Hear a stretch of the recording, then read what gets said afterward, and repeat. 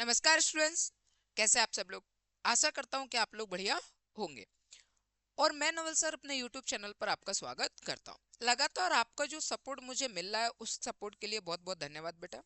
बस थोड़ी सी कमी ये है, आप लोग किसी भी तरीके से जिस सब्जेक्ट को लेकर अपन चर्चा में रहते हैं, बार बार बहुत से बच्चे एक ही बात कहते हैं कि सर इंग्लिश जो सब्जेक्ट है वो काफी बेकार सब्जेक्ट है। सर इंग्लिश सब्जेक्ट समझ में नहीं आता, यहाँ तक कि मैथ अच्छा कर लेते लेकिन इंग्लिश अच्छी नहीं होती। अब मैं आपको दो बातें बताऊंगा। दो बातें क्या है, पहली एक बात समझना कि हाँ सब्जेक्ट बेकार है लेकिन उन लोगों के लिए जिन लोगों को पढ़ना ही नहीं। दूसरी बात बेटा ये है, इंग्लिश जैसा सब्जेक्ट जो है ना, हमने स्टार्टिंग से ही नहीं पढ़ा होता है। और जब किसी सब्जेक्ट को हमने स्टार्टिंग से ही नहीं पढ़ा होता है, फिर उसके बाद जब हम किसी एग्जाम को पास करना चाहते हैं और वहां पर फिर हमें वो सब्जेक्ट के बिना ऐसा लगता है कि यार ये जॉब जो है वो नहीं होगा, सिलेक्शन नहीं होगा, और फिर वो सब्जेक्ट हमें पढ़ना पड़े, तो फिर वो ये मानकर चला एज अ ह्यूमन बींग वो वास्तव में सब्जेक्ट बेकार लगता है। जिसमें से हमारे पास एक सब्जेक्ट है इंग्लिश।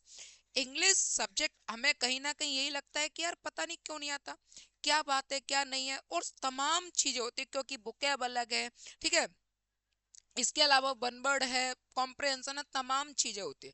क्या ऐसी तमाम चीजें किसी और सब्जेक्ट में नहीं होती है? क्या सभी में होती है? तो बहरहाल अपने डर को निकालो और इंग्लिश को मजबूत करो और अपना सिलेक्शन लो और आगे बढ़ो। ठीक है, चले। अब इसी में अगर अपन देखें तो लगातार मैं आपको नरेशन की क्लास करा रहा हूँ।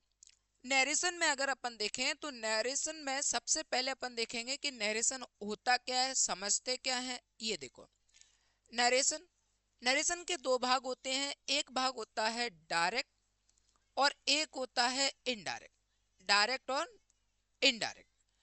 डायरेक्ट की अगर अपन बात करें तो इसके दो भाग होते हैं। एक होता है आरबी कॉमा इन्वर्टेड कॉमा और दूसरा होता है आरएस। ठीक है, आरबी और आरएस को अपन जैसे ही एक करते हैं तो हमारा आंसर बनता है इनडायरेक्ट का। किसका बनेगा? इनडायरेक्ट का। अब अपन को देखना ये है कि मैंने कहा कि अगर आपको डायरेक्ट में कोई भी टेंस प्रेजेंट में दिया हो, किस में दिया हो? प्रेजेंट में। अगर कोई भी टेंस प्रेजेंट में दिया हुआ है तो हमेशा ध्यान रखना, अगर आपको डायरेक्ट में कोई भी टेंस प्रेजेंट दिया हुआ है बेटा, तो हमेशा ध्यान रखना कि इनडायरेक्ट में वो पास्ट होगा। ठीक है, जैसे मैंने यहाँ पर कहा वर्ब की फर्स्ट फॉर्म प्लस एस या ईएस, तो ये किस में चेंज हो जाएगा? वर्ब के सेकंड फॉर्म में। जैसे मैंने यहाँ पर लिखा प्ले, अगर ये प्ले है तो यहाँ पर सेकंड फॉर्म क्या हो जाएगा बेटा? प्लेड हो जाएगा। ठीक है, वर्ब की first form change into second form. अगर मैंने आपसे कहा कि इज एम आर, अगर इज एम आर है तो आप सेंटेंस में देखना कि वॉज और वर्क कहाँ है। ठीक है, अगर सेंटेंस में आपको मिल जाए, यानी डायरेक्ट में अगर आपको मिलता है हैज और एम, तो आप क्या देखोगे बेटा? हैड। अगर आपको कैन मिलता है तो कैन का आपने क्या देखना है? कुड।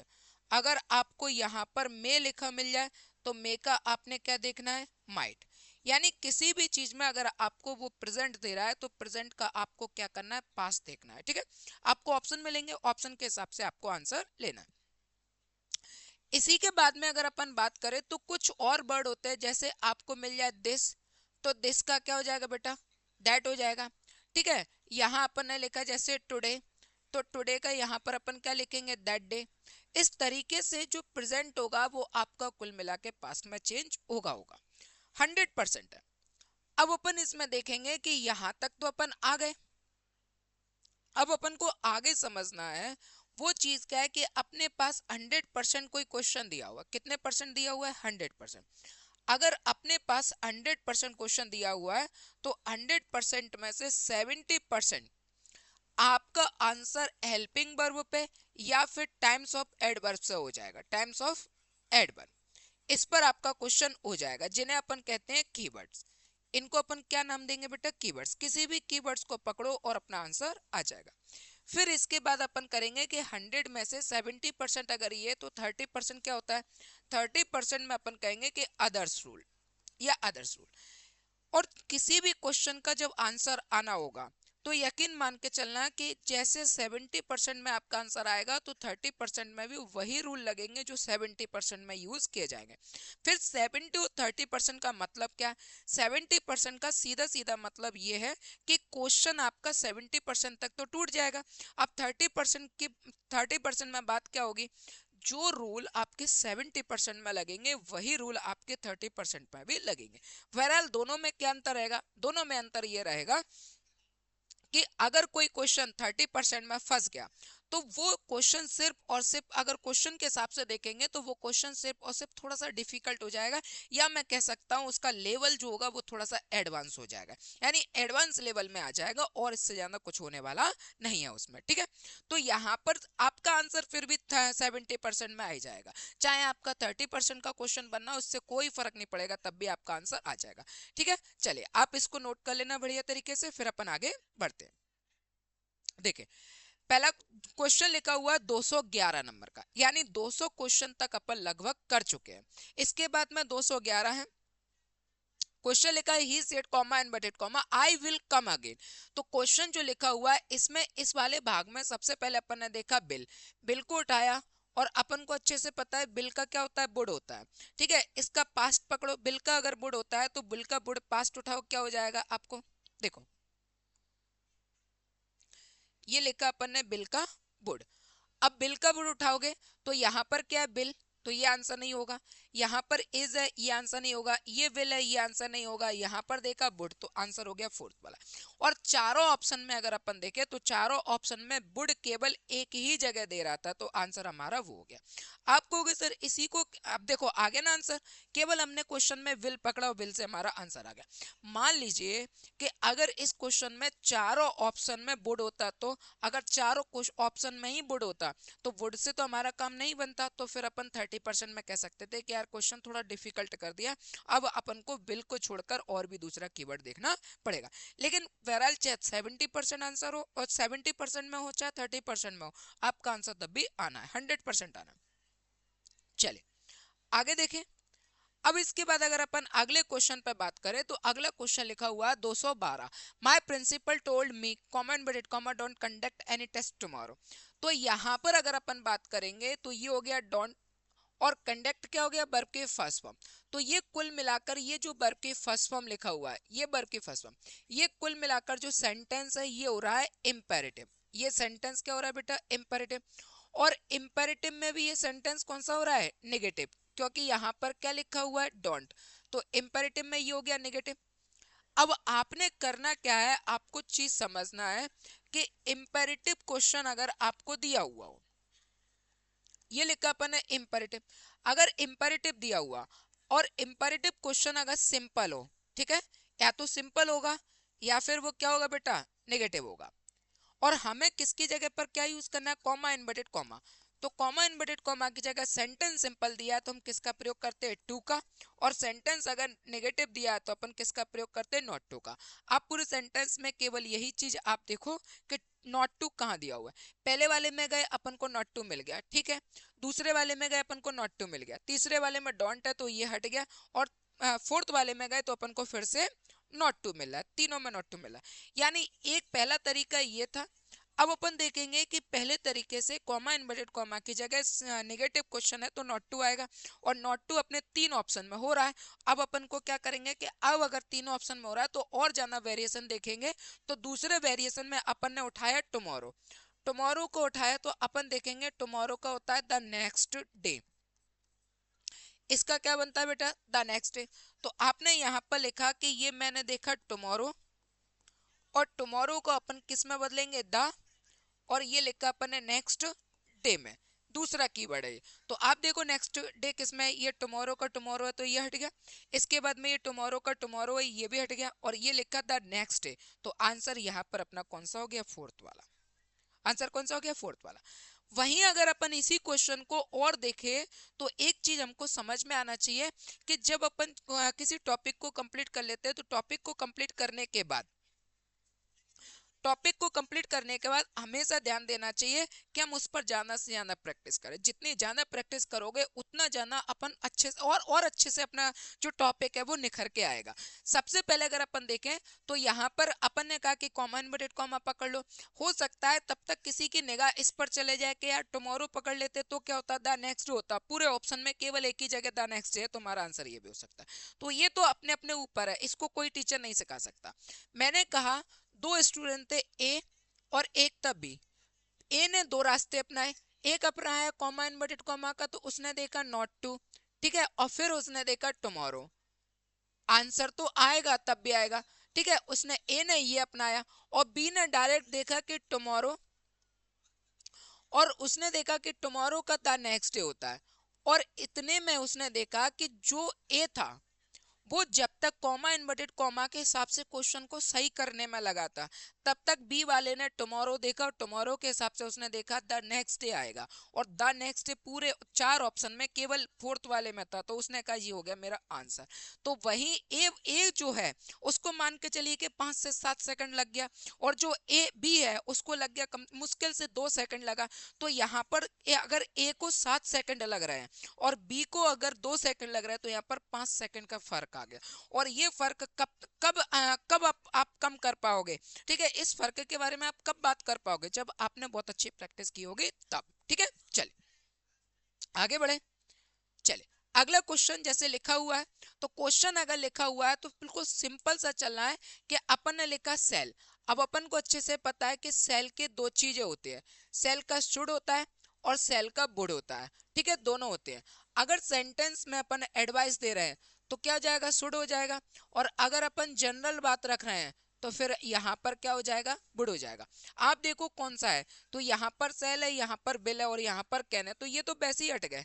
ये लो आंसर हो गया थर्ड वाला, और देखो वुड दिया हुआ है, आंसर हो गया थर्ड वाला। तो इतना सिंपल टॉपिक है इंग्लिश। बेटा बेटा बहुत अच्छे टॉपिक है, बहुत अच्छा सब्जेक्ट है, और सभी सब्जेक्ट बहुत अच्छे हैं। ऐसा नहीं कि मैं इंग्लिश का टीचर हूं तो मैं आपसे कह रहा हूं कि इंग्लिश बहुत अच्छा है। मैथ वाला टीचर कहेगा मैथ बहुत अच्छा है, ठीक है, रीजनिंग वाला कहेगा रीजनिंग बहुत अच्छी है, और जीएस वाला कहेगा जीएस बहुत अच्छे। जो टीचर जिस सब्जेक्ट का उसको वो बहुत अच्छा कहेगा, लेकिन मेरा मानना है सब्जेक्ट सभी अच्छे। आपका कोई सब्जेक्ट अगर कमजोर है तो आप उसमें कमजोरी लेकर बैठे हुए, और फिर आपको लगता है कि सब्जेक्ट बेकार है। सब्जेक्ट बेकार नहीं, अगर सब्जेक्ट बेकार है तो उस सब्जेक्ट का टीचर क्यों है फिर। अगर मैथ बेकार है तो मैथ के टीचर क्यों है, अगर रीजनिंग बेकार है तो रीजनिंग के टीचर क्यों है, अगर इंग्लिश बेकार सब्जेक्ट है तो इंग्लिश का टीचर क्यों है, जीएस अगर बेकार है तो टीचर क्यों है, टीचर सब है। किसी को मैथ अच्छा लगता है तो किसी को इंग्लिश अच्छी लगती है, किसी को जीएस अच्छा लगता है तो किसी को रीजनिंग अच्छी लगती है, और अपने अपने हिसाब से अपने अपने इंटरेस्ट के हिसाब से वो लोग उसमें महारत हासिल करते हैं, या अपन कह सकते हैं एक अच्छे से अच्छे बेस्ट परफॉर्मेंस देने की कोशिश करते हैं, ठीक है। चलिए आगे बढ़े। इसके बाद अगर अपन अगला क्वेश्चन देखें तो क्वेश्चन लिखा है 214, bravo you have borne you have done well. सब छोड़ो, हैव उठाओ, और हैव का अपन क्या देखेंगे, हेड। तो हैव का हेड देखो कहाँ, ये हेड है, और ये वर्ब की थर्ड फॉर्म, ये हेड है, ठीक है, और यहाँ पर ये आ जाएगा, ये हैज है और ये हेड है, तो यहाँ पर ये हट गया और ये हेड आ गया। यानी अपन ने सबसे पहले देखा, सबसे पहले अपन ने देखा कि हैज और हैव, हैज और हैव का यहाँ पर अपन क्या चेंज करते हैं, हेड। और ऐसा देखा तो अपने पास कितने ऑप्शन बच रहे हैं, 3 ऑप्शन बच रहे हैं, जबकि हमें आंसर तो कोई एक चाहिए ना, और ऑप्शन में कितने आ रहे हैं, 3 आ रहे हैं। अब क्या, अब अपन देखेंगे कोई दूसरा फुंतड़ू कि दूसरे के हिसाब से कैसे आ जाएगा। तो अपन ने यहाँ पर देखा तो ये सेंटेंस क्या हो गया, ब्रेवो। इसका मतलब ये सेंटेंस एक्सक्लेमेटरी हो गया। एक्सक्लेमेटरी सेंटेंस की अगर अपन बात करें तो यहाँ जो सेड लिखा हुआ है इसकी जगह पर एक्सक्लेम्ड लिखते हैं, क्या लिखते हैं, एक्सक्लेम, ठीक है। तो यहाँ पर अपन ने दूसरी बात को पकड़ा कि ये लिखा अपन ने सेड, ठीक है, ये लिखा अपन ने सेड, और सेड की जगह अपन किसका प्रयोग करेंगे, एक्सक्लेम्ड का। अब आप देखो एक्सक्लेम्ड कहाँ है, तो यहाँ पर देखा अपन ने सेड है, ये हट गया, ये एक्सक्लेम्ड है, और ये पहले ही हट गया था, और यहाँ पर सेड है तो ये भी हट गया। आंसर हो गया केवल सेकंड वाला। आंसर कौन सा हो गया, सेकंड वाला।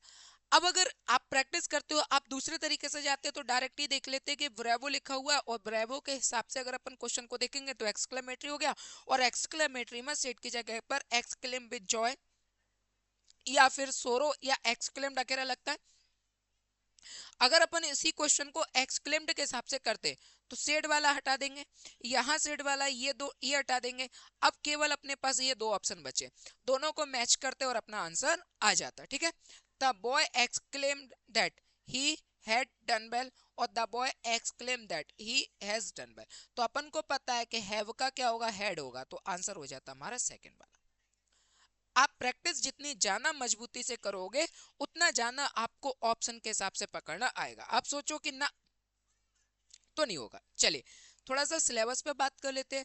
मिशन 2026, जो भी बच्चे इंग्लिश में उनको ऐसा लगता है कि यार हमारी इंग्लिश कमजोर है और बिल्कुल जीरो लेवल से पढ़ना चाहते हैं, और बहुत ये मानकर चलना कि बिल्कुल अभी मैंने आपको जिस तरीके से क्वेश्चन करा रहा हूँ इसी तरीके से यकीन मानेंगे टॉपिक कितने अच्छे तरीके से अपन पढ़ सकते हैं। ठीक है, तो ऐसे बच्चे जिनको लगता है कि हम यार 2026 में कैसे जॉब लेना चाहते हैं, ठीक है, इंग्लिश सुधारना चाहते हैं, तो कंप्लीट कोर्स है और उसकी जो फीस है वो 999 की जगह 799 की है।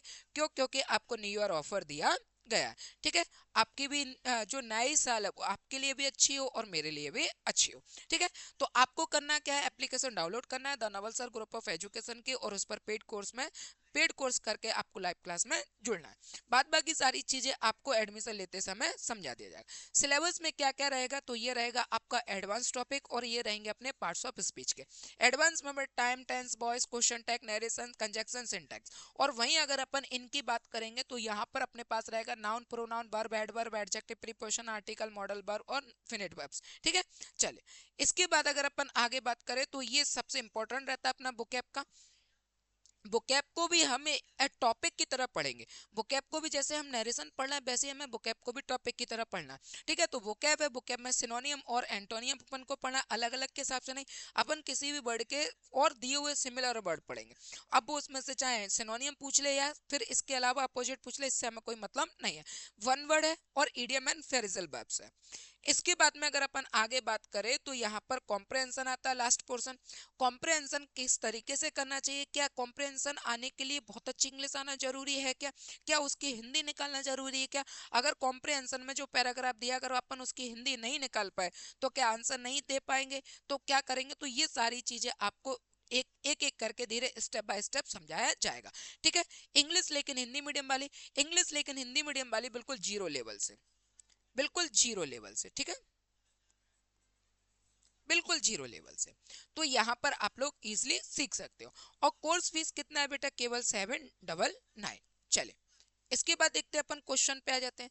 अब अगर अपन क्वेश्चन पे देखें तो क्वेश्चन लिखा हुआ है अगला, I 215 I said to my sister I brought you a doll yesterday. Brought क्या है? वर्ब की सेकंड फॉर्म, और सेकंड फॉर्म को अपन किस में बदलते हैं? हेड प्लस वर्ब की थर्ड फॉर्म। आप हेड प्लस वर्ब की थर्ड फॉर्म उठा लो, डेट आई और ये ब्रॉड, ब्रॉड वर्ब की सेकंड फॉर्म हट गया, ये हेड और ये ब्रॉड वर्ब की थर्ड फॉर्म हो गया, हेड के साथ वर्ब की थर्ड फॉर्म आ जाएगा, ये हेड और ये ब्रॉड, और यहाँ पर ये हट गया। ये दो ऑप्शन हट गए, दो बचे। अब दो बचे हैं तो दोनों में कुछ ना कुछ तो डिफरेंस होगा, बस उस डिफरेंस को ढूंढ लो। अब यहाँ पर गए अपन दूसरा, ये हो गया अपने लिए पहला और ये हो गया अपने लिए दूसरा। यस्टरडे का होता है द प्रीवियस डे, और ये लिखा अपन ने the previous day.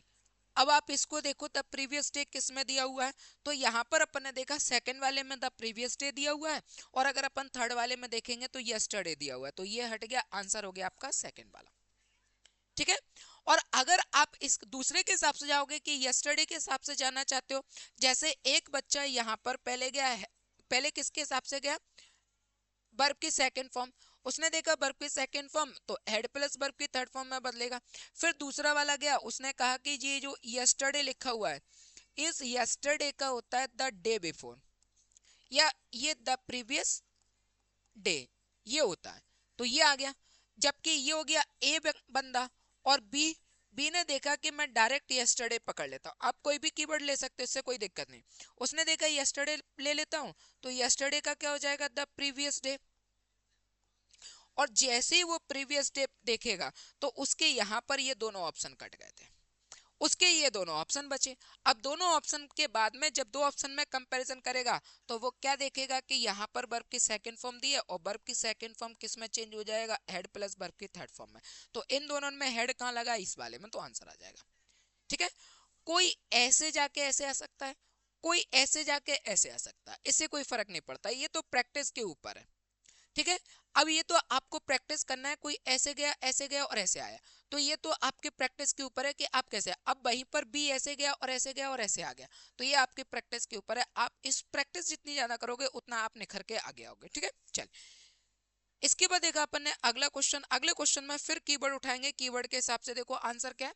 The captain said to the, जैसे ही अपन ने देखा कि कैप्टन आ गया और कैप्टन आर्मी को देगा तो सिर्फ एक ही चीज करेगा, क्या करेगा, ऑर्डर करेगा। आप देखो ऑर्डर किस में दिया हुआ है, तो यहाँ सेड टू है, ये हट गया, ऑर्डर किसे, आपके तीन ऑप्शन बचे हुए हैं। अब यहाँ पर देखेंगे सिंपल क्वेश्चन है तो कॉमा इन्वर्टेड कॉमा की जगह क्या आ जाएगा, टू आ जाएगा। टू देखोगे तो टू भी आपके कितने में है, टू यहाँ पर तीनों में। फिर आप देखोगे ये लिखा नाव, नाव का क्या होता है, देन होता है। आप देखो देन कहाँ दिया हुआ है, इसमें यहाँ पर देन दिया हुआ है, इसमें दैट डे दिया है, इसमें नहीं दिया, तो इसमें तो कुछ है ही नहीं है, इसमें भी कुछ नहीं है, तो आंसर हो गया हमारा केवल सेकंड वाला।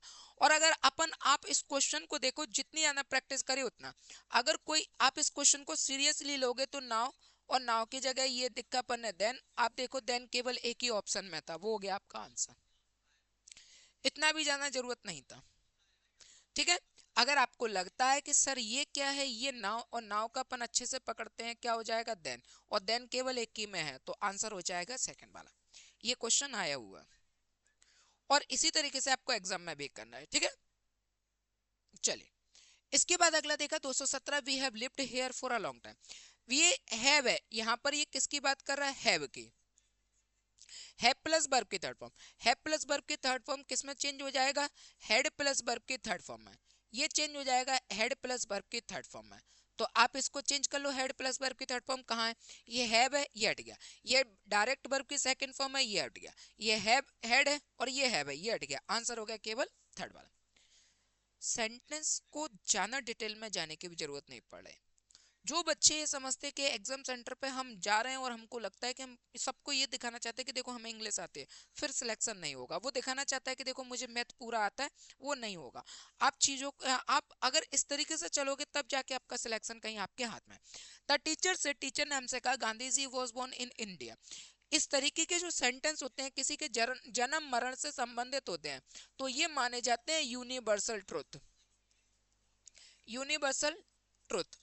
और यूनिवर्सल ट्रुथ जो होते हैं ये सेंटेंस रहते हैं नो चेंज, यानी ये चेंज नहीं होगा। अब अगर ये चेंज नहीं होगा तो सेम का सेम देखो कहाँ है, तो ये हैड बीन है, ठीक है, और यहाँ पर गांधी, ये सेज में आ गया, ये हटा दो, ये विल से आ गया, ये भी हटा दो, तो आंसर हो जाएगा केवल और केवल हमारे पास क्या, थर्ड वाला। ठीक है, और सेड के हिसाब से जाओगे तो ये दोनों ऑप्शन यहाँ से हट जाते, इन दोनों में कंपैरिजन करते तो ये हेडविन था, तो भी आंसर ये आ जाएगा। आप चाहो ए से होकर बी तक जाओ और चाहे बी से होकर ए तक आओ, पहुंचोगे वहीं पर। ठीक है, बस फर्क इतना आ जाएगा कि हो सकता है डिस्टेंस थोड़ी सी कवर हो जाए। अगला, the teacher said to the student why do you disturb the class. Teacher ने स्टूडेंट से कहा कि क्लास डिस्टर्ब क्यों कर रहे हैं, करेंगे, हमारा काम ही है, क्या कर सकते हो।